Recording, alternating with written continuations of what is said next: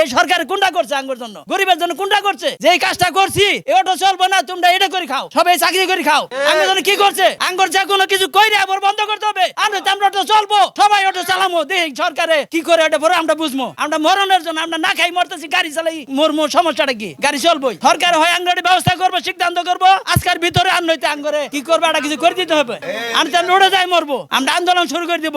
সরকার আঙ্গুরে এটা কি করবো একটা ব্যবস্থা করে দেখ, আঙ্গুরে কাট করে দেখ। আর আঙ্গুর কি করবো এটা একটা আঙ্গুরে ব্যবস্থা করে দেখ। এই যে কিস্তি আছে, এরপরে ঘর ভাড়া আছে, এগুলি আমরা কইতে দিব। এখন 8 জন মানুষ আমার খাবার আছে, আমার কি বাংলা চালানি কি আমার কি ওই বয়সটা আছে? এখন সরকার আঙ্গুরে কি করবো এটা ব্যবস্থা করে দেখ। আর নইতে দেশের মধ্যে মনে করেন হয় গরিব মানুষ হয় মারিয়া লাগ, আর নয়তো আঙ্গুরের ব্যবস্থা করে দেখ। এই বাঞ্জের কিন্তু আমরা না খাই থাকতে পারবো না, গাড়ি চালাই না। আজকে বাজারটা কি করবো, বাংলা নিয়ে গেছি চালাইতে পারি না। এই আব্দুল্লাহপুর পর্যন্ত যাইতেই মনে করেন জীবনটা যেন বাইরেই যাবো গা, এরকম একটা অবস্থা হয়েছে। 4 আনো জুড়েছি। সরকার আঙ্গুরে এটা একটা ব্যবস্থা করে দেখ। অটো চলবো না, তাহলে আঙ্গুরে সরকার একটা সেরকম একটা কারখানা তৈরি করে দিত যে তোমরা এই সাথে কর্ম করে খাও, বাংলাদেশে কর্ম করে খাও। তারেক যে এই দেশ যায় অন্য দেশে যায় হারিয়া মেয়ের কারখানা করছে, হাজার হাজার লাখ লাখ মানুষ কাটতেছে। পুলিশ দেখে মনে করেন যে তাদের জীবন বাঁচানোর জন্য মনে করেন দৌড়ায়, এখন মনে করেন যে আর কিছু দিকে তাকায় না। আচ্ছা, কারণ কি? পুলিশ দেখলে তো মানুষ পুলিশের কাছে যে আশ্রয় নেয় তাদের নিরাপত্তার জন্য, কিন্তু আপনারা দেখলে দৌড়ান কারণ? হ্যাঁ, পুলিশে আমাদেরকে আটকালে 1200 টাকা, লেখার বের 1200 টাকা করতে হয়, 1200 টাকা না দিলে আমাদেরকে ছাড়ে না। এই বিধায় আমরা সারা দিনে 1200 টাকা আমরা ইনকাম করতে পারি না। পুলিশকে আমরা দিব কোথায় থেকে? আমাদের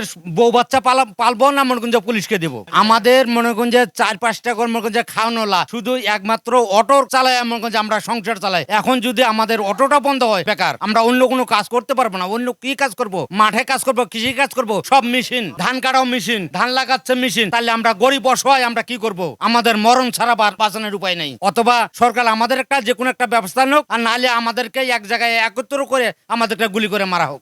অটো চলা লাগবো, কিসের লাইন অটো না চললে এতগুলা ফ্যামিলি নষ্ট হয়ে যাচ্ছে, পোলাহানের শিক্ষা নষ্ট হয়ে যাচ্ছে, আমাকে দোকানপাট চলা বন্ধ হয়ে যাচ্ছে। যদি অটো না চলে তাই গরিব মানুষ আমরা কি করে খাবো? আমাকে যে কোনো একটা কর্ম তো করা লাগবো। কর্ম না হইলে আমরা কি চুরি করতে যাবো রাস্তায়, যে আমাকে চুরি করে খাওয়া লাগবো? এখন সরকারের কাছে এটাই অনুমতি যেন অটোটা চলতে দেয়, এটাই। এটা মনে করেন যে অটো নিষিদ্ধ করে দিচ্ছে, এখন তো আমাদের চলার কোনো রাস্তা নাই। আমরা মনে করেন যে মাননীয় প্রধানমন্ত্রী বলছে বাংলাদেশ ডিজিটাল, তারপরে বলতেছে স্মার্ট। আমি মনে করি এটাও একটা ডিজিটাল স্মার্ট। যদি এটা না হয়তো, আগে মানুষ পায়ে ঠেলে যখন পরিশ্রম করে গাড়ি নিয়ে রিক্সা চালিয়ে যাইতো, যেখানে সময় লাগতো আনুমানিক 1 ঘন্টা, এটা লাগে 10 মিনিট। তাহলে এটা ডিজিটালের একটা অংশ। তাহলে ডিজিটাল মুখে বলে অন্তরে যেটা বিশ্বাস না করতে সেটাকে ডিজিটাল বলে না। তাহলে এত বোঝা যায় তারা মুখে বলে একটা, অন্তরে করে আরেকটা। পাশাপাশি মনে করেন যে এই রিক্সা চললে মানুষের অনেক উপকার হয়, যেরকম দেহের ক্ষতি হয় না। একটা মানুষ একটা না 1 মাস 2 মাস চালাইতে পারে, আর পায়ের রিক্সা সর্বোচ্চ 10 দিন, তারপর চালাইতে পারে না। তাহলে আর সব দিক দিয়ে উপকার হলো। যেরকম দেখেন, পাশাপাশি আগে আমরা দেখতাম গরু দিয়ে হাল চাষ করতাম, অনেক সময় লাগতো। তারপরে এটা মেশিন দিয়ে কারখানা করছে, মেশিন নাঙ্গল দিয়ে চাষ করে, অনেক অল্প সময় অনেক জমি চাষ করা যায়। পাশাপাশি কিছুদিন ধরে মনে করেন ধান কাটা মেশিন নামছে, এটা মানুষের কাজ করতো। তো সকল কাজই মনে করেন যে গরিবে যেটি করতো, এটি সব মেশিন নামা পড়ছে। তাহলে এই অটো রিক্সার উপর এটা নিষিদ্ধ কেন? তাহলে সেটি কি বন্ধ হতে পারে না? সেটি বন্ধ হলে তো মনে করেন যে মানুষের এইটা কাজ না করলে ওটা করতে পারে, ধান কাটতে পারে, হাল চাষ করতে পারে, মাটি কাটতে পারে। এটা বেকু দিয়ে করতেছে। তো ওটির মধ্যে মেশিন লাগে,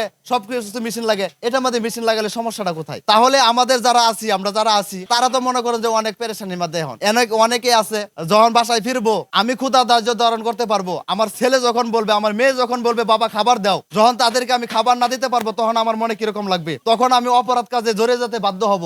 আর নাহলে আমি বেআইনি পথে একটা বাইছে নেব, যাতে আমার ছেলে মেয়ে, আমার সন্তান, এদের কষ্ট না দেখতে হয়। এই মোটরটা আসছে বাহির দেশ থেকে। আপনারা সকলেই জানেন, বাংলাদেশে বাহির থেকে যে কোনো জিনিস আসছে, সকল জিনিসের উপর একটা করে ড্রাইভার দেওয়া হয়। এই ড্রাইভার আসে ওই জিনিসটা শিখায় দিতে, বাংলাদেশে একটা ড্রাইভার বানায় দিতে, তারপর যায়। এই জিনিসটা যখন বাংলাদেশে আসলো, তখন তারা কেন ড্রাইভারটা আসে না, আনে নাই?